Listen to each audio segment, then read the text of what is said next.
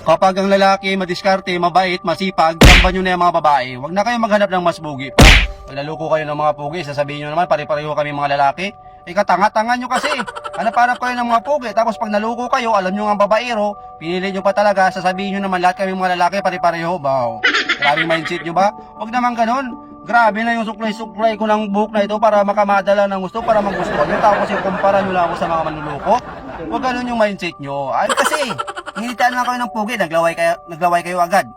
Wow. Tinayuan lang kayo ng pugi sa harap. Wow. Nang lugmo kayo agad.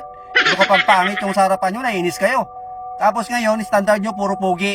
Okay lang, kahit na walang alam na trabaho, tamad. Ang importante, may pan-display kayo pag nasa labas kayo. Yan naman, hindi ko naman nila lahat. Pero yung mga kababaihan talaga, pag pugi talaga, wow, plus point agad. Diba, hirap na hirap yung mga pangit magpa-impress mo.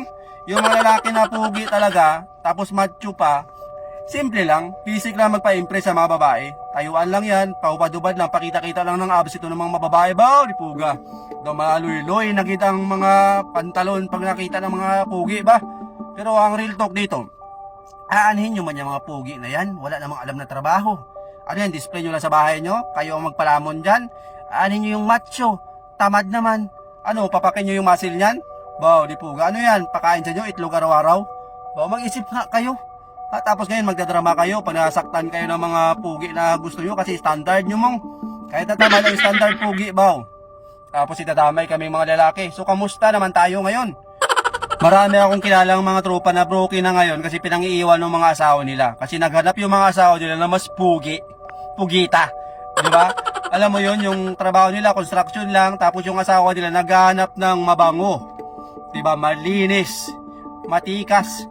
Kaya yung asawa nila nahirap na katatrabaho araw-araw, bilad sa arawan para mabuhay lang, may pangkain sila. Yung asawang babae, baw, di puga. Nangati. Naghanap pa ng mas magaling magkamot. Yun ngayon, yung hinanap, diba, walang alam na trabaho, pugi lang talaga. Tapos yun, nahihirapan. Hindi na naman sa chismoso ako. Ito kasing mga kaibigan ko na may problema sa mga asawa nila. Pag nalalasing, sige lang kwento sa akin. Na yung mga asawa daw nila, grabe kakati. Baw, di po. Kasabi ko, bakit hindi mo kuskusin ng steel wool yan? Diba? Alam nyo, marami talagang ganyan. Sa mga kaibigan ko, alam nyo sa inyo mga pre, kung makapanood nyo man ito, sa akin lang, real talk lang, para malaman ng lahat. Lahat ng mga babae dyan, ng mga manluloko, hindi lang lalaki ang manluloko, pati babae na rin. Para sa kalaman ng lahat talaga ha. Minsan, mas magaling pa nga magloko itong mga babae. Patawa-tawa lang minsan, pero mayroon na palang dalawa katiks yan. Diba? Yung hindi mo alam, nasa trabaho ka, yung mga asawa mo sa bahay mo ba, di puga, mayroon na palang ibang, alam mo yun. Hindi naman huwag kayo mag-overthink ka, baka pag napanood nyo itong mga lalaki, mag-overthink kayo agad pag sinusan nyo yung mga asawa nyo. Hindi naman lahat. Pero ito kasi sa akin, nangyari ito sa mga kaibigan ko, kaya nagawa ko itong video na ito, kaya request na ito mong. Yun, ako nga pala si Mr. Focus, sa mga hindi pa nakakilala sa akin, simula sa gubat hanggang dito sa sasakyan, kahit saan ako makapwesto, basta makapag-real talk sa inyo. Ang focus ko lang talaga ay focus lang sa goal.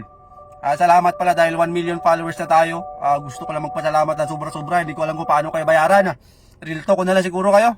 God bless sa inyong lahat, mabuhay kayo.